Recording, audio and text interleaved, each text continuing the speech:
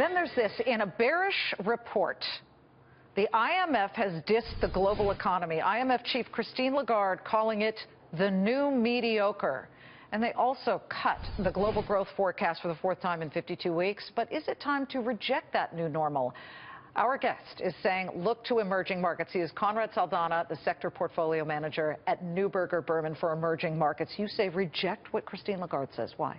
I think we've been in a global funk for a long time, so I think that is partly the new normal. But if you look at some of the statements coming out of the IMF too, people have been despondent about emerging markets, and particularly China.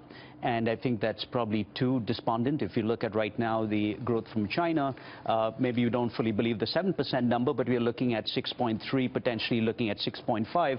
So that's probably one of the brighter spots globally in this global funk of growth. Oh, well, then if you had to pick countries, the emerging market names that you think are real opportunities for our viewers watching right now, what would you say? Which names?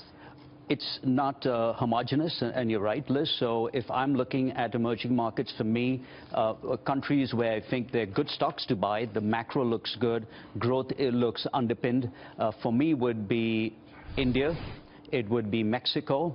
I would look at China as well, because people have been too despondent on it, and it's a big tanker right now, but it's still growing at 6+%. It's great to have you, Conrad. Thank you very much. Conrad Saldhana.